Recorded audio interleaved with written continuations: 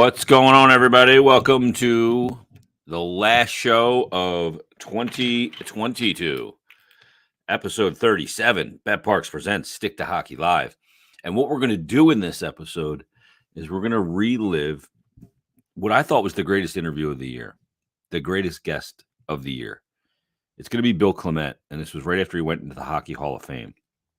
And Bill was such an interesting guest. We know Bill's a great orator, a guy who tells great stories and can communicate himself incredibly well.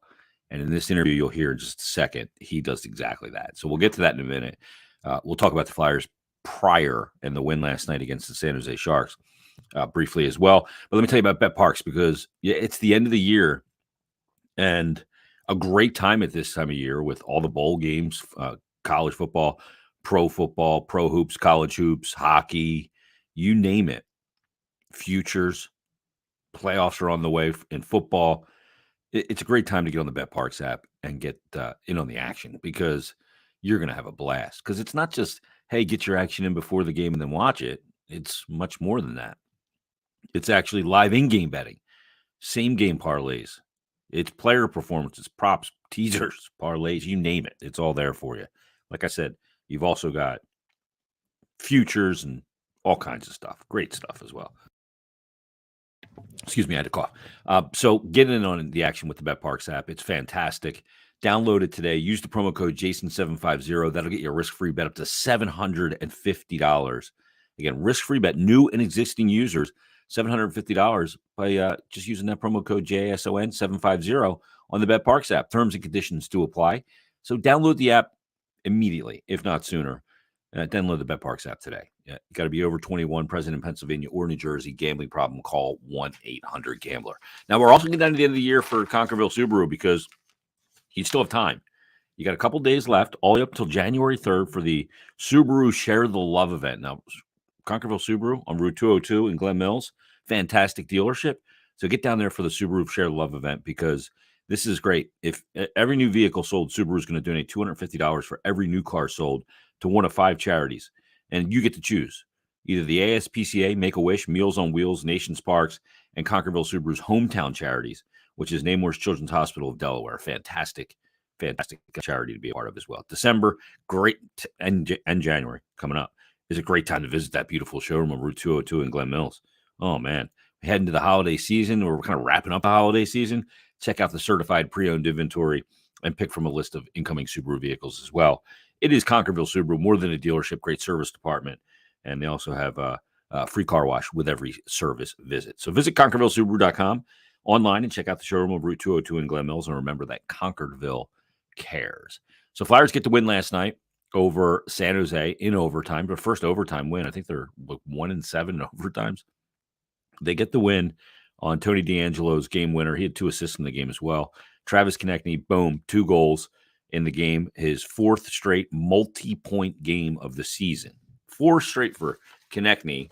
And, I mean, the numbers on his game log are eye-popping. So he's played in 30 games this season. He's got 10 multi-point games. He only has 7 games this season where he has 0 points. So he's got points in 23 of the 30 games he's played. And the 4 straight multi-point games, which he accomplished last night, is now a career-high streak of multi-point games. In his last 21 games, he's got 25 points, 12 goals, 13 assists, 2 power play goals, 8 even strength goals, and 2 shorthanded goals. Talk about an all situations player over that stretch. I mean, think about that. Only 2 on the power play, 8 at 5-on-5, where 90% of the game is played, and then 2 shorthanded. All situations, up a goal, down a goal. He's having an unbelievable season. I think the biggest job of Torts was 2 things, was to develop young players and find out what they are at the NHL. Guys like Tippett, guys like Frost, guys like Cates. But the other big part of the job in front of Torts for the season was seeing if he could get guys like Konechny, Provorov, pointed in the right direction again. And boy, has it worked huge for Travis Konechny. Now, he's got to keep it going. He's only played 30 games, not even at the midway point of the season. It's still a relatively small sample size, all things considered. But boy, is he having a great first half. No doubt about that. So that's a good thing. Flyers will be back tomorrow. They'll take on the Los Angeles Kings for New Year's Eve. Monday, they'll wrap up this road trip in Anaheim, and then they'll be back at Wells Fargo Center coming up on Thursday to take on Arizona. And then I think it's a week from Sunday is Toronto comes into town. That's always a good game to go watch. So that's what's coming up on the docket for the Flyers. And we're going to have a great 2023 here on Bet Parks Presents Stick to Hockey Live. We're going to have great guests, great hockey conversation, and much more. But let's get to our interview of the year of 2022. The Hall of Fame class this year had two connections to Philadelphia. One was Al Morganti, who also appeared, did a great appearance here on Stick to Hockey Live. And then this gentleman, Bill Clement. Bill is a great guy to talk to, and I think everybody's going to enjoy this interview if you missed it. So let's get right now to it. Here is from episode 20, right after Bill Clement went into the Hockey Hall of Fame, conversation with the legendary broadcaster, player, and pundit of hockey, Mr. Bill Clement. Here it is. All right, let's get to the man of the hour right now. Well, he was the man of the hour last week, but we're giving him another hour. He's coming to us just in retirement, looking savvy, looking good. A man who played in 11 NHL seasons, 2 cups, was a captain in the NHL, has the distinction of playing for the Atlanta Flames and the Calgary Flames. He's a broadcast legend, a hockey legend. It is Bill Clement. How are you, Billy? Jason, I haven't had a bad day in a long time, to be honest with you. You know, life is good. Life is very good. Thank you. Your hockey journey is fantastic. It's got so many, tentacles of the branch. You have this hub of the game, and you have all these hockey tentacles that come out. What's the last week been like for Bill Clement? Unique. I guess I'm only going to get to go in the Hockey Hall of Fame once, so it's a once-in-a-lifetime experience. And being in Toronto with, well, there were 20 of us, relatives, brother, wife, son, daughter, cousins. It was such a fulfilling experience. I'm still kind of pinching myself. The call that I got a couple of months ago telling me that I was going into the hall caught me completely by surprise. I've never once in my life thought of it. As my brother said, he was the first call that I made when I got the news that I was going into the Hockey Hall of Fame. And my wife Sissy and I are very close to Pete and Nora, my brother-in-law and his wife. And at one point, they were really happy. Obviously, they were just tickled pink like I was that I was going into the Hockey Hall of Fame. And there was a lull in the conversation. And at one point, my brother said, Bill, I always knew your hands would never get you into the Hockey Hall of Fame, but I thought your silver tongue might give you a chance. Yeah. I actually used that in my acceptance speech because he was sitting right there. It's something only a brother can say and get away with. But it was funnier than hell when he said it. I thought it was great. And he was absolutely right. And I finished my acceptance speech by saying, and you know what, Pete? You were right about these.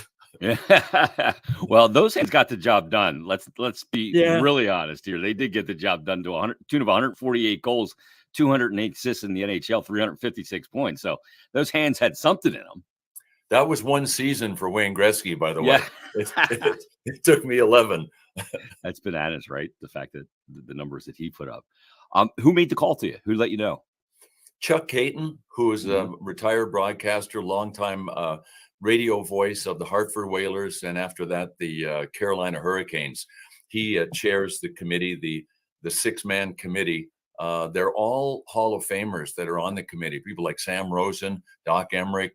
So he made the call, and he said, it's funny, he left a voicemail because I couldn't pick up, and he said, call me as soon as you can. And I thought, why would Chuck Caton be calling me? Because I didn't know that he chaired the committee. I didn't study the Hall of Fame, various committees. And he said, I'm so thrilled to be able to make this call. He said, this is overdue. There were circumstances with COVID and with a very well-known broadcaster passing away that they decided to honor. And he said, this should have happened a few years ago. And I wasn't keeping track of time, but he said, it's your time. The committee voted unanimously that you're going into the Hockey Hall of Fame. And Chuck was so excited to tell me. I can also tell you, Jason, that I guess it was a couple of hours after the original call that I got a call that made me as happy as the call about me going into the Hall. And it was the call telling me that Al Morganti was going into the Hall of Fame. Yeah. Al and I go back over 40 years when he was, he's young. We were both young. I was playing for the Atlanta Flames, and Al got a job working for the Atlanta Journal-Constitution covering the Flames. So, we got to know each other then. I moved to Calgary with the team, and he went to Philadelphia to write with the cover the Flyers for the Inquirer. And then our careers really intersected. We worked on ESPN together, and then we ended up working on Comcast and NBC Sports Philadelphia covering Flyers. And I love Al. He is a great human being, and I was so darn happy that Al was going in. So we got a chance to, stick around, hang out together a little bit in Toronto, and I was really happy for Al. Very happy. That's crazy because Yeah. you do have that so much history with Al Yeah, but over people so thought it many was years. kind of like somebody put the fix in for Philly, Yeah. like Well, it's about go time. well, and what the committees are completely different. Al won the Elmer Ferguson Award. I won the Foster Hewitt Award for broadcasting. Al won his award for writing, for Yeah. his long writing career. So the committees, I don't even think the committees communicate with one another as to what they're doing. So this is completely coincidental that Al and I, with our Philadelphia backgrounds, both going in the same year. Well, could that kind of synergy happen? And if the Flyers are in the NHL draft lottery to land a player like Connor Bedard, can we make that happen, Billy? Ooh, that would be a good start because it's almost like there's a black cloud hanging over the Flyers. I Oof. mean, people say they're no good. I said, look, you take your number one center out of the lineup, and you're either 1A defenseman. That's what Ryan Ellis was supposed to be, Mhm. a top two defenseman. He's played 4 games in 2 years, right? And Sean Couturier out of the lineup. You add those guys in as healthy players, and I think we're talking about something completely different. So that black cloud with the injuries, just I don't know. I'm not sure it's going to be. I'm not sure it's going to be the Flyers' year to win the lottery, the draft lottery. But I think the Flyers are overdue. Let's Yeah. just not let it be Buffalo or Edmonton, okay? Yeah, right. Jeez. I Like mean, how what's many up with times that? can you get it?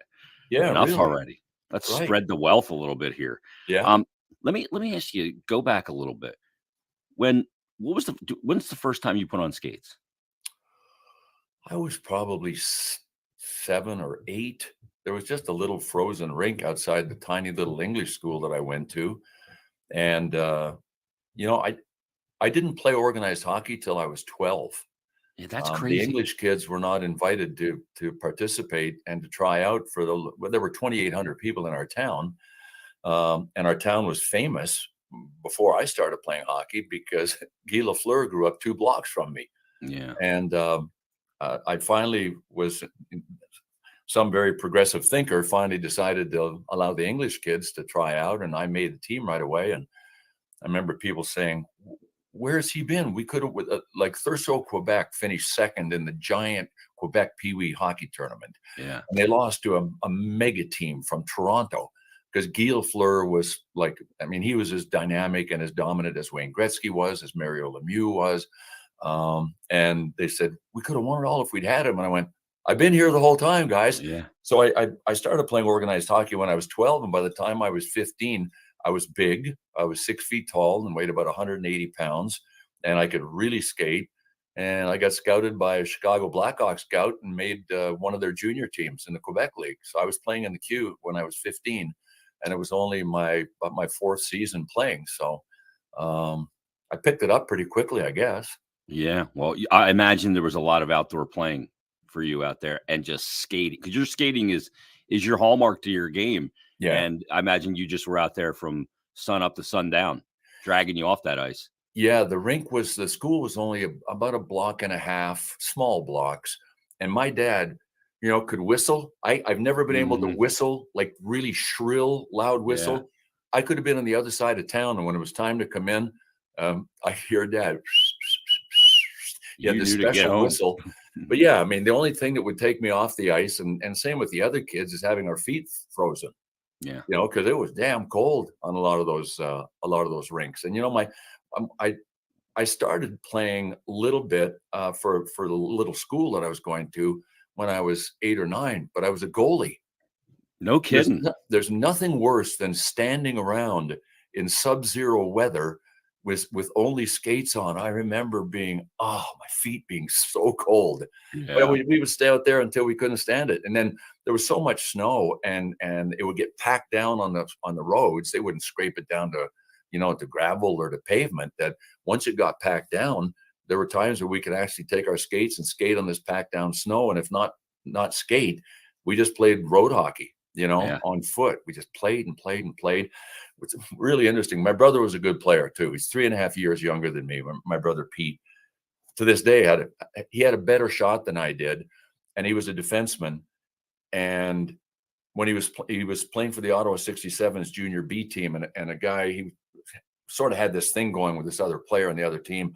Guy took his stick with the round part of the curved part of the blade from behind, and he hit him like as hard as he could on the side of the face and knocked out 5 of his teeth and put a hole in his cheek and all of that stuff. And go figure, he lost the taste, for the game at that Yeah. stage. So he retired. Oof. But we would practice shooting on one another with pucks and balls and everything in our driveway. And we had this old shingled house that was kind of brittle, almost like asbestos shingles. The house was white on the outside with tar paper underneath. And we shot wide once in a while, wide of the garage door, and just broke the house to bits. It almost looked like a war scene where somebody had shelled the house with all these Yeah. black spots all over it. And if my mom would come home, she'd go, "Oh, boys, what have you done again? Look at my house." My poor mom. My dad said, "When you turn 14, you're going to replace all of these." The day I turned 14, he brought home 2 big bundles of shingles and set them Yeah. down and said, "Okay, you're 14, go for it." So Get to work. I fixed them all up. You guys were like a demo crew. Yeah, really. You're adding Yeah. value to the house, though. You put new shingles on it. um, But the other hey, ones were all faded, so these white ones even stood out. yeah. Well, you had to darken them up a little bit with some puck hits. um, you didn't lose the love of the game at any point, Bill, because you have a very long playing career, and you jump right into broad. Like, when did you know? Did you know early on as a player that broadcasting was going to be an angle that kept you around the game for a long period of time? No, although I was offered a job to be an analyst up in Canada when I retired in Calgary, but the money wasn't really very good at all. And I ended up going into the restaurant franchising business. I acquired the rights for Georgia, Tennessee, and Alabama for a Canadian restaurant franchise. And the plan was going to be open up my pilot store, my first store, and then sell franchises based on the great success of that store. And I knew the importance of location, but I hadn't factored in that Atlanta had more food and beverage establishments per capita than any city in North America. Mm, And I finally opened up a place, and within a year, I knew I was in trouble. So I ended up, after my playing career, filing corporate and personal bankruptcy. I lost my home, my marriage fell apart. I had these bouts of depression. I was broke. I was scared. I was I had no job, no training, no college degree. And that's when I became a full-time actor. Because while I was looking for a restaurant location, I thought, geez, I haven't had a paycheck in a year. What yeah. what could I do that I might have an aptitude for that is financially rewarding, that might not be time consuming? That's everybody's dream job. And I thought, I think I might be able to do television commercials as well as some of the people that I see. So I got a teammate's wife, Kurt Bennett, the Bennett brothers. There were 5 of them that played pro hockey. And Kurt's wife, Susan, was an actress and a singer, and she had agents in Atlanta. So I got her to introduce me to some agents, and they said, "Yeah, you look okay. Get a headshot. We'll send you on some auditions." So I'd actually done a couple of commercials while I was having the restaurant built, and it was the only logical thing to do. So I launched the acting career, and it went really well. Yeah. Ended up moving to New York and pursuing it there. And the phone rang one day, and it was ESPN saying, you want to try out for one of our jobs as color analyst? And I said, to myself, a steady paycheck would be a real good concept at this stage Yeah. of my life. You have to audition for your lunch and your rent every week, unless you land a TV series, but that's 1 in 10,000. There were 5 of us, 5 ex-players. I said, what's the audition consist of? They said, a live game on the air. Oh my So goodness. that was my audition, and I won the audition with ESPN, and that basically launched my my broadcasting career in 1986. So there was a 4-year lull in between where I went bankrupt, where I launched an acting career that ended up doing pretty well. So there was a lot went on in those 4 years between the day I retired and the day that I got the job at ESPN. I imagine that the acting and getting comfortable in front of a camera helped you on that audition and eventually into your career. I think it probably did, but it was not easy. Yeah.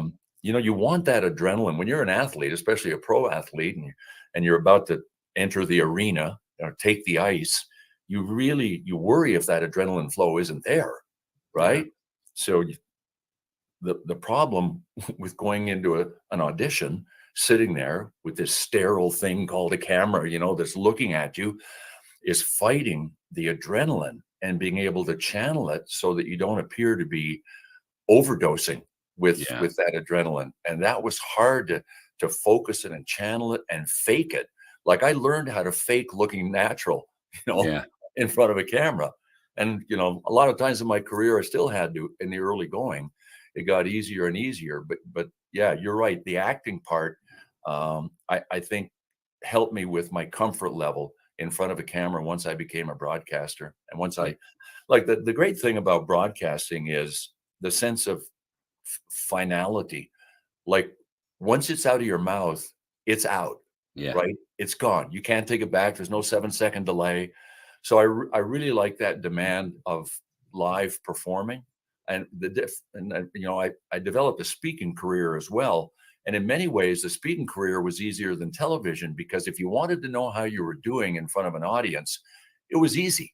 You Just ask look him. at the faces in the Yeah. audience, and they'll tell you. Yep. And at first on TV, you finish doing something, you go, "Gosh, I hope that was okay. Hope they liked it. Hope the bosses, thought it was okay." You sort of second guess yourself, but um, it all worked out in the long run. Obviously, after that trip to Toronto, I figured I'd made it. Yeah. Once in the Hockey Hall of Fame, it means that I'm old and that I did pretty decent work for a long time. What the That's funny what the Hall of Fame means to me. Yeah. The funny thing about broadcasting is you're absolutely right. There is an adrenaline that goes with broadcasting too, just Yeah, radio or whatever. And you've done radio shows. yeah, And I've done so many where I go, "Oh, that was great today. What a great show." And you walk back after the show's over and you walk by the program director and he pulls you in and goes, "What the hell were you doing today? That was awful." You're like, "Damn it." You're like, "What the hell's going I thought that was good today. Like, where's my barometer?" yeah. And the Right. TV's Yeah, all yeah, pissed off at you. you have to ask the boss, "Could you define excellence for me, please, one more time? I don't think we're on the same page here." Yeah, but there is there's an adrenaline that goes with it, and there's a performance, and you know, as a competitor, you competed for so long, and you Yeah, get into the broadcast booth. You don't take losses home, you don't take wins home, but you just get to be around the game. What did it mean you just to still be involved in the game that meant so much to you? And in a lot of ways here, Bill, in hindsight, especially, it really lifted you out when you needed it the most after your playing career and the restaurant and everything else. right. Well, it meant so much to know that to understand once I got rolling with my broadcasting career that we really are the broadcasters are the conduit and the link between all of the thousands and thousands of fans and the teams that they're passionate about. And you have to take that pretty seriously if you're a broadcaster. One of the things that was hard for me to learn was to say something negative on the air because I was still a player, and you don't badmouth another player, you don't do that stuff. So there was a separation that had to happen, and I had to get used to it. And I can tell you that doing national games in some ways was easier than doing Flyers games because I did Flyers games for a couple of years and went away, did more national, and then came back to the Flyers. But on a national level, I didn't have an alliance or an allegiance or a tie to either one of the teams that I was Yeah. broadcasting. And it was really easy to be objective and easy to be neutral. It's funny, when I do a Flyers game on ESPN, I would get hate mail. Why are you always cheering against the Flyers? Well, they were used to hearing, you know, A local Gene Bethesian. Hart and local broadcasters, and every local broadcaster sort of leans to the home team. Sure. And I did that when I was doing Flyers games because I really cared about the team and I got to know the players. And in that sense, it was almost more difficult to do Flyers games for a Flyers broadcast than it was to do a national game where you were supposed to be neutral. And Yeah. for me, it's easier to be neutral than to watch what you say, calling the home team. I love them both. I got to know. The greatest thing is I knew players on every team when I was working on ESPN, including Flyers players. You're around them, you get to know them. And I felt like I had relationships with so many players and so many teams. People say, "Who's your favorite team?" That's hard. There are players that I know and like and respect on every team. And because of that, it was really hard to have a favorite when I was calling national games. Yeah. Um, and that, the home fan base can be a little sensitive too. Oh, There, every yeah, town, every city. yeah, Philadelphia, yes, but other yep, cities too. no doubt. New York, see New York in parentheses. New Yeah. York can be tough too. Billy, one of the things that I noticed in, working around you, we never really worked together, but we worked around each other with the Flyers broadcast, and we would meet with the coaches pregame, before games. And your preparation to me is something that always popped out. You're very diligent in your preparation for the game, and your angles, and you go in and want to be very educated on details of a team, of a coach, a system, or whatever it might be. Right, And where did that come from? Because a lot of guys go in and they go, "I'm just going to react to what I see," especially as an analyst, right? right. But you have that ability, but you also had the ability and work ethic of very diligent prep. Where did that come from? I'm a born planner. Hmm. It doesn't matter what I do. I drive my wife crazy a lot of times and other people. If I'm the president of our HOA here down in North Carolina on the side of a mountain, and I try to lead with enthusiasm and good attitude, but I'm a planner, and everybody knows that. They don't have to worry of going into a project that is not going to be, kind of lined up. That's just my nature. I really believe in preparation. I tried to do that as a player, but there was a philosophical underpinning for how I prepared for a meeting with a player, or if I was going to the rink to the morning skate, I'd have questions lined up for the coaches, for the different players that I hope to talk to, and I would seek out specific players. But the philosophical underpinning of all of it was there has to be a good story to tell on the air, but even more than that, ask questions, the answers to which I'm able to see on the ice and tell people about. Yeah. Whether it's the system, like what can get you. And I ask a coach, what is one thing you want to avoid in a game against this type of team? What can get you into trouble against them? Then I'm watching for it on the air. So I've actually set myself up to describe things that I've already gathered information on that I can show people a visual of, Yeah. and Because then he's putting it into practice. yeah, right. And then people say, "Wow, he's really good," but that's just planning. Yeah. It's just preparing. And when you land on your feet like that, I think it helps enhance uh, at least the perceived level of expertise that you have. But Totally. it's Yep. all pieced together. You know Yep. what I mean? Yep. I totally agree with you. Yeah. When you can go in and say they want to avoid this in the neutral zone, and then you see it happening, or you see its prevention from happening, Right. Right. you're 2 steps ahead now. Yep, there it is. This is what we talked about. And when I worked at ESPN, Tom McNeely was our producer for years. We would have a Bill Walsh list. Like Bill Walsh used to script the first 5 plays of the game when he coached, in college and then in the pros. And we would meet in the morning and do the Bill Walsh list. who's the first player you want to see, or what do you want to do first? Well, I want to talk about what this team is going to try to do in this game. So give me a shot of the coach and then a shot of the bench, and that way I lay it out. And I call that planting the seeds. And I've tried to help young broadcasters, like, get 3 or 4 seeds, 5 if you can, that you plant early in the game. And then you water the seeds, Yep. right? Hopefully see them grow.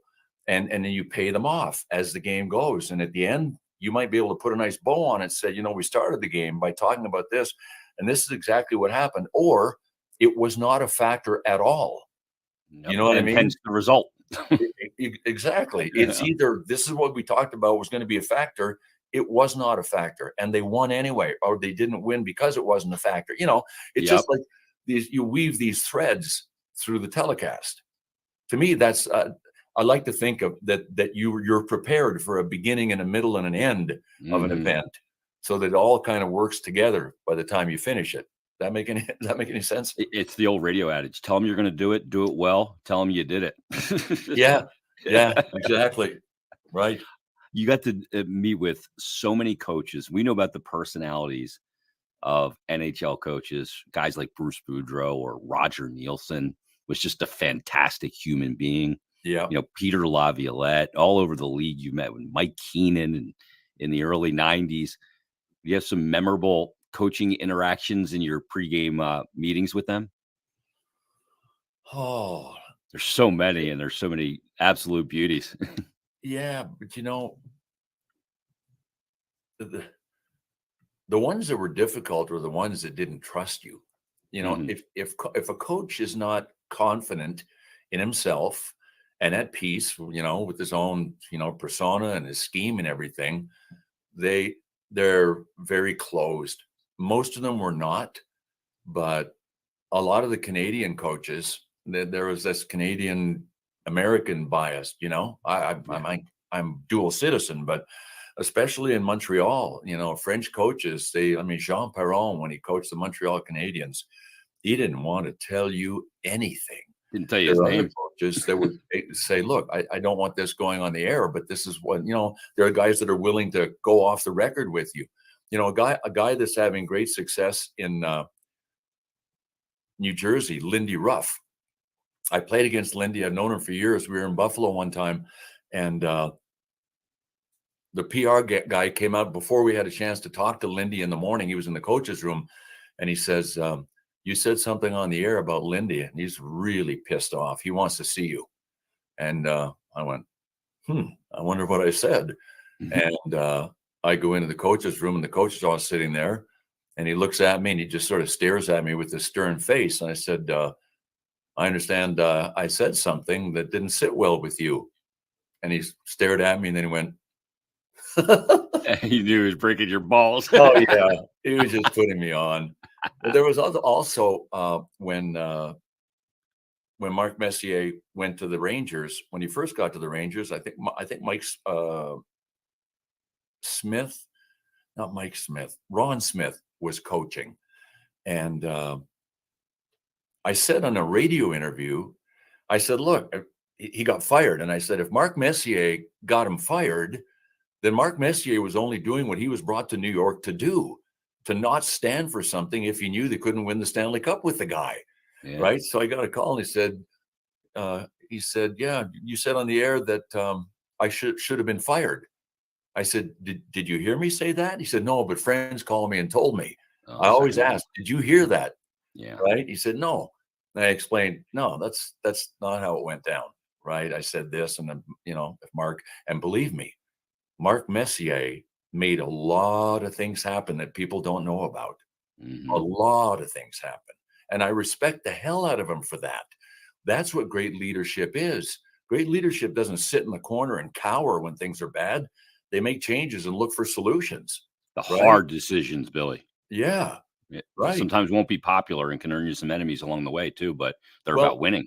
what I've told people, Jason, when I would speak to groups about leadership, and I haven't used it for years, but when I started talking about leadership, one of the things I reminded people is true leadership can be lonely, Yeah. because when you stand up and say something that has to be said, to a group, you're going to alienate a number of them. And the great thing about being a leader that can do that is it will all come back in time. Everything will normalize in time. But if you're willing to withstand that loneliness, when you said some really strong things that have alienated people, you're going to be lonely for a while. That's just part of it, and it'll heal, and and they'll end up respecting you for saying what you said. Now that's Mark Messier, man. That was Mark. You know, Yeah. Wayne in Edmonton a lot of times, and Wayne has admitted this many times that Wayne would have the message that he would want to deliver, and he let Mark deliver the message, Yeah. right? You be the voice of the message. Yeah, right. That's I'll not be the my writer, strong you be the voice. Yeah. Sometimes players, they don't want to hear the truth. So you become the messenger becomes the enemy, not the message. Yes, exactly. Thus the expression, "Don't kill the messenger," Yeah. right? I'm just telling you what's real here, brother. Yeah, You yeah. stink tonight. But yeah, I mean, as that leader, sometimes, young players especially be able to look at it and go, he's always so serious. This is supposed to be fun, blah, blah, blah. We're playing pro hockey. We got this dough, all this money, and they don't want to hear it. But some guys are there not to play hockey, they're there to win. And that Yeah, was mess. that was I said I'd interviewed him before the game, after he'd won 5 Stanley Cups, and he's in New York, and I said, "What keeps you going?" Like, I guess he was 40 by then. "What keeps you going?" I said, "Winning, baby." So I want to Mm, win another one. yeah. And he ended up winning a 6th cup, with the New York Rangers in '94. Oof. He could still play. That's a lot of Stanley Cups, man. Uh-huh. Yeah, you got a lot. That's a lot of weight on your hands when you're wearing all those rings. I think he could still play today. I mean, he still looks fit as a fiddle. It's unbelievable. I like Um, Mark. I love Mark. yeah, such a competitor, great, great player. In some ways maybe overshadowed because of the just insane numbers of Gretzky and Lemieux and those guys at that time. Yeah. Let's go back to 94 because um, you're doing games at that time. It's my favorite hockey broadcast booth of all time. Yourself and Gary Thorne, Al on the glass on many nights. Yeah. But you've worked with some incredible play-by-play guys, Doc Emmerich, some of the best in the history of the game. What was that time like with Gary Thorne, Noah, and why did you guys just mesh so beautifully on the air?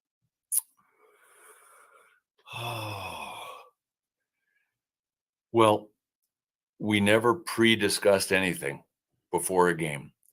So Gary, I prided myself on being quick on my feet and being able to follow up on something that my partner says, and Gary was like that. So I think the spontaneity of it, also Gary's voice and his call, Oh, was get it.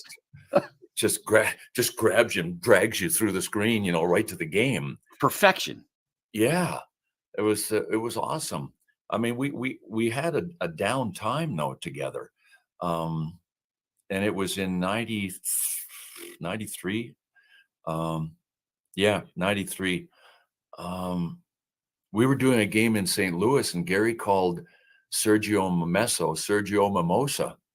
And I said, "Whoa, sounds like you're ready for a vacation. Let's go for the mimosas." And then he didn't say anything. I said, "Oh, maybe you're thinking of mini mimosa because you do baseball too." And we went to break, and I said something to him, and he said, "Maybe it's correcting your effing partner's mistakes on the air," and threw his headset down and stormed out of the booth. And it was I was completely taken aback. And after the game, went back to the hotel, and Gary was nowhere to be found. Our producer and our director, they, came into the bar and they said, "Our show's done. We're done. You guys will. This is the worst thing that ever happened." I said, "No." I said, "It's not done." They said, "Yeah." I said, "No, it's not done." They said, "What do you mean?" I said, "Leave this to me. It's not done." So we actually did another game, and Gary was very distant. And then we did a taped open on the ice in Pittsburgh at the old Igloo. And I said to him when we were finished, I said, "Can I talk to you for a second?" And he said, "Yeah." So we walked down this long hallway where the old nets are stored. And I leaned up against the net and I said, "Look, I apologize. I would never, ever try to embarrass my partner on the air. I said, and I'm sorry for that. I thought we were kind of like teammates in the locker room, having fun with one another, busting a little bit. I said, I know one thing, that neither of us will be perceived to be the best at what we do unless we're perceived to be the best team. And it's funny, Gary had trouble with some pronunciations, and he said, "Well, you don't think I can hear you? When you hit the talk back and talk to our producer and try and correct me when I'm saying something wrong." I said, Wait a minute." I said, "I'm doing that as a safety net." I said, "Is our producer not telling you in your ear the proper pronunciation just so it doesn't happen again?" He said, "No, he never says anything." I said, "I was doing that not to make fun of you. I was doing that to try to help you, like I would anytime you need help. I'll Yeah. never leave you stranded." And I said, "I respect the heck out of you. And I think we're the best team on the air and the best team that's ever existed in many ways. So all I want to do is be the best partner I can be with you. So if there's anything that ever happens, wait till after the game and come and talk to me about it. And I'll apologize and let you know that it wasn't ill intended." And we shook hands, and he said, "I'm glad we cleared the air." And our relationship after that was better than it ever was. And You were teammates now. pardon? Yeah, You were teammates now. true It went to a teammates where different level. he True. trusted my Yeah. motivation. Yeah. I wasn't, he thought, well, people in the truck are making fun of me now. I said, "You're not getting the message?" He said, "No, he never tells me." I said, "Oh my God." Said, "That explains a lot." So this was Yeah. building, building, building with Gary, and he never said anything about it. But I respect the hell out of him. My gosh, he's the brightest. He's the brightest guy, the greatest call, the greatest laugh. Our humor was always just spontaneous, genuinely You laughing guys when. cut the tension at times with that. Oh yeah, yeah. But that was a short little snippet of our 7 years Hmm. together, or Yeah. 6 years together. Doc and I worked for 7 years together, and Doc was brand new to television. He'd done play-by-play on radio, but I was kind of new to it as well in 1987. So Doc and I meshed. To this day, Doc is one of my favorite people on the planet, but so is Jim Jackson. So is Jiggs McDonald. I did 3 years with Jiggs McDonald Yeah. on Sports Channel America. He sent me a congratulatory text, when I was up in Toronto. It's funny. I said in my acceptance speech, you know, my name is the only one on the crystal plaque with my picture on it that goes up in the Hockey Hall of Fame. And for people on the outside looking in, it's easy to look at this as an individual award. I said, "It isn't." I said, "I didn't get here by myself. Nobody gets into the Hall of Fame by themselves. Play-by-play partners, the greats, the producers, the directors, the camera people, the stage managers. Everybody has a piece of somebody getting into the Hockey Hall of Fame. Family, right? You're on the road in the playoffs for 2 solid months. So it's a team award that one person gets singled out for, but it's not an individual award. I've never looked at it that way and never will. Yeah. That's so well said. And what a story that is about Gary. That's amazing. And the Yeah. way you attacked it, Billy, like, I'm not doing this to make you look bad. I'm doing this to help. And once he noticed your sincerity, that you were there to be a great teammate of his, that changed everything. And that can take that to the next level. And you on the air, you better have trust in that guy next to you. I've done radio shows with guys I didn't trust, Yeah. telling me, don't even worry about that. Well, I'm worried about that. You Right. know what I mean? Right. Don't minimize my worry, you know? Right. Uh, and when you don't trust that person that you're working across from, and you're out there to everybody and exposed, it's a hard thing. It's a really hard thing. Well, Jason, I want to tell you something. I consider that, and I wrote about it in my book. One of the most difficult things for people in any walk of life, sports or otherwise, is having the tough conversation. Hmm. My favorite book on leadership is called The Servant Leader by James Autry. And I was reading it just a couple of years ago, and in one page, I've always thought it's so hard for people to have what I call the tough conversation. That was a tough conversation I had with Gary, but I was committed to it. But this guy James Autry said, in any business, any walk of life, the toughest thing for management to do is to have that tough conversation. It's easy to say, "Hey, Jim, we hired you. You're doing a great job. Keep it up." The greatest shortcoming of people in leadership positions, management positions, is to go to somebody and say, "You know what, Jim? you're not doing what we expected. Tell me why. Yeah. That's I the need tough more. conversation.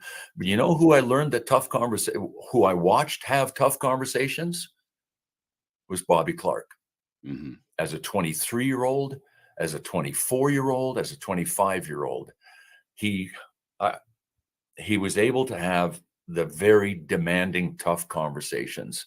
He was Clarky was afraid of nothing when he played. How did he have that ability at that age to be a leader at 23 years of age and be able to go to guys much older than you, Yeah, guys that have been in the league a long time, accomplished a great deal. That takes stones big enough to carry in a dump truck at yeah, 23 years of age. yeah. I think a lot of it has to do with the hatred of losing. When Yeah. I got traded to Washington right after our second cup, I mean, the draft was, I don't know, 17 days after we won our second cup, and the Flyers wanted Washington's number one pick overall. So I was part of the deal that went to Washington. And That got summer, Richmond I for was that, right? on the chicken, potatoes, and peas circuit with the president of our team, Peter O'Malley, driving me around. And he was driving along one day on the Beltway in Washington, and he says, "You know what? We want to build this Washington team, this Capitals team with guys like you Flyers, guys that just love to win." And driving along, it just hit me. And I looked at him and I said, "Peter, can I tell you something?" He said, "Yeah, what?" I said, "I think you should build a team with guys that hate to lose because everybody loves to win, but not everybody hates to lose." And that was Bobby Clark. Clarkey had such a hatred for losing that I think it was part of the impetus that pushed him forward to say the tough things and have the tough conversations. Same with Mark Messier. They hated losing. Hated, hated, hated. You don't win Stanley Cups unless you've got at least a significant percentage of players that hate to lose. Yeah. There's a joy in winning, but the hate to lose can be even more pronounced Yeah. than, you get the win, you go, okay, we got the win. That's what we were supposed to do. Yeah. But if I lose, it just infects you in a way. Chris Yeah. Pronger was that way, wasn't he? Oh yeah. Yeah. Prongs was like that. Prongs was like that, but almost to the point where he took it too far on the ice sometimes. He was Like in nasty. two different years, when once when he was playing in St. Louis in the playoffs, he blatantly elbowed Thomas Holmstrom in the head and got suspended for a game. And then when he was playing in Anaheim, you're in the Stanley Cup Finals against Ottawa, and he cheap shot at Dean McCammon and knocked him out with an elbow and got suspended for another game. So Yeah. there were times when, like, I don't know, the message didn't get there in time from the brain to the elbows. So it's great to be that fierce competitor, but there were times when I thought uh, Chris Pronger's hatred for losing might have got, I mean, it could have jeopardized the whole series, the whole Stanley You have Cup. to find a way to control it a little bit too, to make Exactly. yourself as effective and available, Yeah. because the only thing that matters, and it doesn't matter how good you are in sports if you're not available. Yeah. Do you see when you look at the league today, do you see some of those great leaders in the game today? The way it was back then, because the game is different now. They're all friends. They're all in the PA together. Yeah. They have a common goal in that regard of growing HRR. So Yeah. it is a different ball game now. But do you still see some of those great leaders of sport in the NHL? Well, I see one, um, and it's always more beneficial if your best leader is one of your best players. Yeah. Right, because there are third and fourth line guys that are great leaders, but they don't have a chance to let that leadership skill manifest itself on the ice as much as a great player. The guy that I really really admire is Steven Stamkos down in Oh, Tampa. man. Yeah. He answers the call after a significant loss. He will address the media. He is highly respected in the room. He's had 2 ACL reconstructions, and I think he's got 9 goals, and he might have had more. I haven't paid attention for a couple of days. But Steven Stamkos is highly, highly respected in that Tampa locker room and is able to say that, the things that need to be said at the right time. And one of the keys to having that tough conversation is not screaming at people or raising your voice, It's saying what has to be said in a very committed way, and then showing everybody. Presence is the cornerstone of leadership. You better, if you say we have to do this, you better go and walk the talk, because they're not going to buy it, right? Yeah. Unless you're actually out there leading the way, doing what you suggested to everybody has to be done. And that's the way Steven Stamkos is. Yeah, I mean, the guy scored 60 in a season. The one year he comes back and plays the 2 shifts in the game and gets a goal, but the Yeah, next year he comes back for the second cup and was unbelievable. yeah, So, yeah. yeah, he's a He's guy that's battled. easy to like, an easy guy to like. Yeah. Let's wrap up on this, Bill. Last question for you, because you spent some time with him over the years. Speaking of a guy that'll tell you how he feels, there's a coach here in Philadelphia by the name of John Tortorella, and I don't think he's ever held back a feeling in the world. But he brings a ton of accountability that is daily. It never has a day off accountability with him, and a standard and a way of playing. And, he believes that, working hard, that's no feather in your cap. You're supposed to do that. You don't get points for working hard.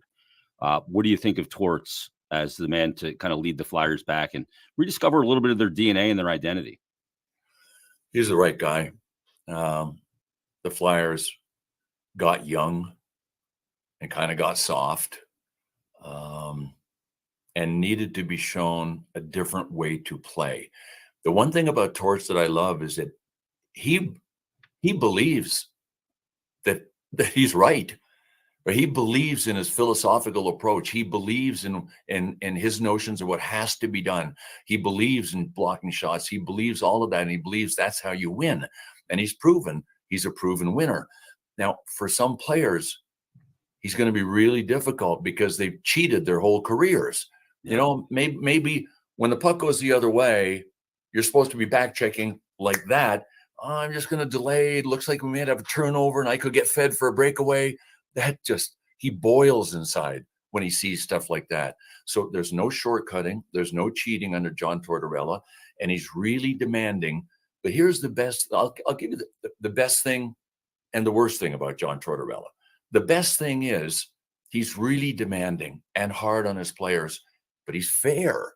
Mhm. He doesn't ask them to do anything that he doesn't truly believe you have to do to win, and he wants everybody to do it. Duh. That seems fair to me. And you talk about a leader being willing to withstand some loneliness after alienating yourself, right, to certain players and certain top players, depending on what he does. But that's what he does, and he should be commended for his leadership skills and his belief in his own philosophy about how the game should be played. It's not a bad thing or a shortcoming. It's just that when you're that intense and you demand that much, at some point, look, every coach has an expiration date tattooed right on their forehead, right? They can't see it, but it's there, Yeah. almost to, with rare exception. And in hockey, it's what is it? A 3-year 2.5 minimum? years.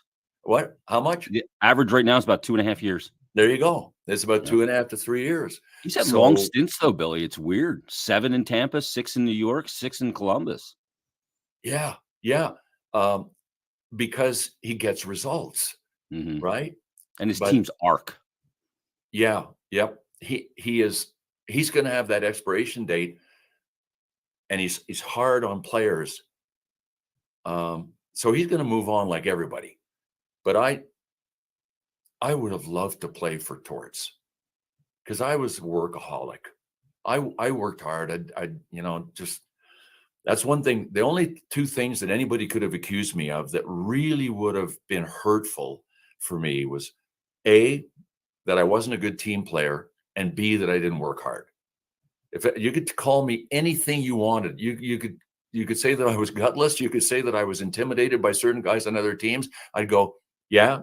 In certain situations, I'm going to fess up on that one. But if you say, you don't work very hard, I'd go, you're wrong, and you're Yeah. not a good team guy. You're wrong.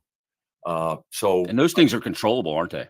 yeah, absolutely, and that's what Torts wants, right? Is for guys to control what they can control. Control And the that's why he controllable. wanted them in such great shape. And look, they got out of the blocks well. But at some point, the other teams kind of catch up conditioning wise, and you end up scratching your head. It's good to see Carter Hart back. I know that. Yeah. Uh, it's hard. It's a hard league. Look at the Metropolitan Division, Chase. Yeah. It's a damn hard division and a really hard league to play in. So that's why the Devils fans wanted Lindy Ruff gone after 2 weeks of the season, Yeah. They'll be right? chanting, "Sorry, Lindy." Well, yeah. Well, yeah. Sorry, Lindy. So what are they Awesome. won? 12 in a row now? Yeah. They're just unbelievable. That's incredible. And Lindy is. We used to joke about Lindy because we'd say uh, he's Lindy on the road and rough at home. A rough on the road. Lindy at home, rough on the road. No, he Oh, was rough at home. Lindy on the road, rough at home. He didn't play Oh, rough on the road. He yeah. just played rough at home. He was a great guy, though. Really good man. There's so many good people. That's the best thing about our sport. I said this in Toronto too.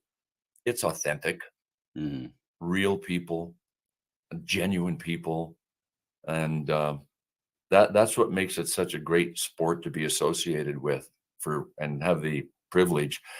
I left home at 15 to play the game that I love. It wasn't a sport then; it was a game, and to be able to remain associated with it all the way up, except for that little, the 3 or 4 year period in between, and be able to go into the Hall of Fame, the Hockey Hall of Fame. And I'd never really been into the new Hockey Hall of Fame in Toronto, Oh, it's and we beautiful. all went. There were 17 of us on a week ago last Sunday, and toured the hall. And gosh, there are some great displays there. Going into they have a room set up like the great Montreal Montreal Forum. Canadiens team's locker room with their Yeah. jerseys all hanging there. Patrick Oh, Roy's pads. yeah. Oh, Uh-huh. I yeah. freaked out. I had a meltdown in there. Yeah. Isn't it great? It's the old Montreal Forum locker room, redone, and it Well, is I was telling the group that I was with, my oof. nephews were good players. They both played college hockey. And, but I said, look at the record of the Canadians after the Flyers won, and we won 74-75, and Montreal went in their run. I think it was 1978. They lost 8 games. Oh my God. 8 freaking games in one season. That's all they lost. And I went, whew, no wonder they kept winning. Yeah. Yikes. It's amazing, Bill, because the Flyers win the back-to-back cups that you're a part of in 74 and 75.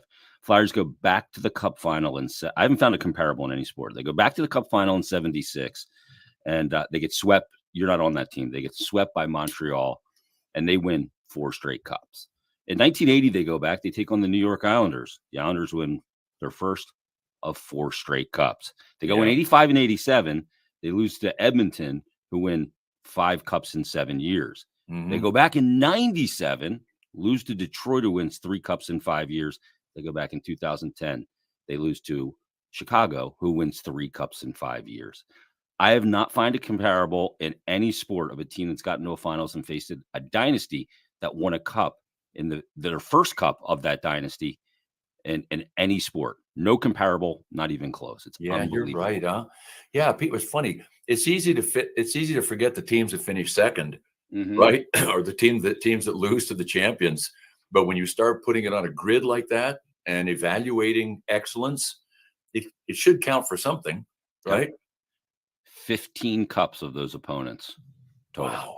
It's in that window of those specific teams. It's Sure. unbelievable. Yeah, no Unbelievable. doubt.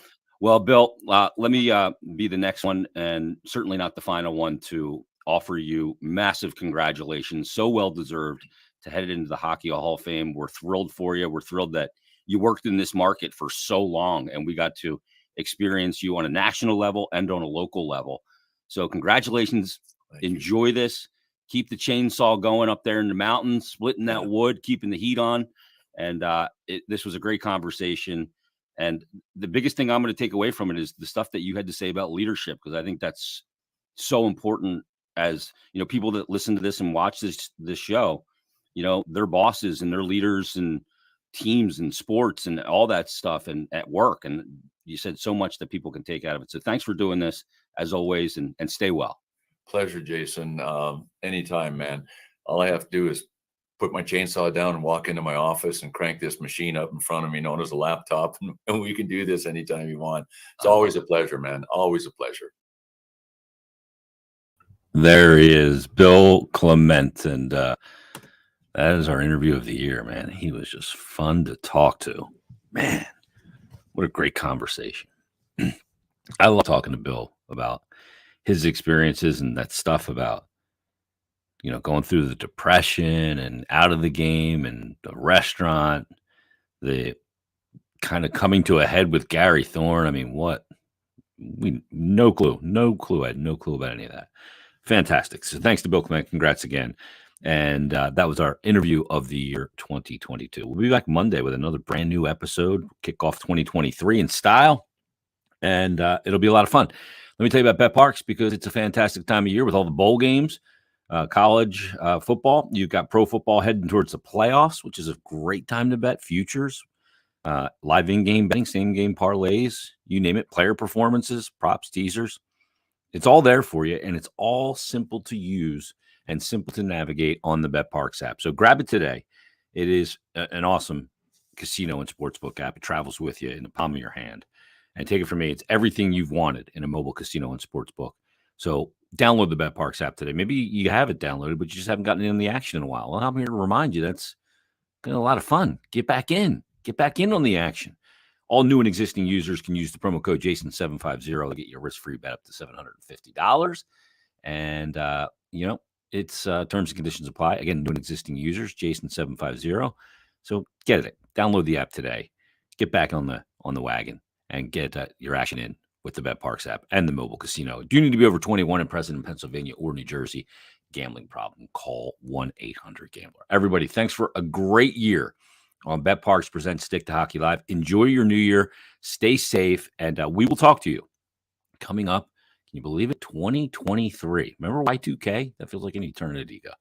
Well, we'll talk to you coming up on Monday as we kick off a new calendar year right here on Bet Parks presents Stick to Hockey Live. Have a great weekend, everybody.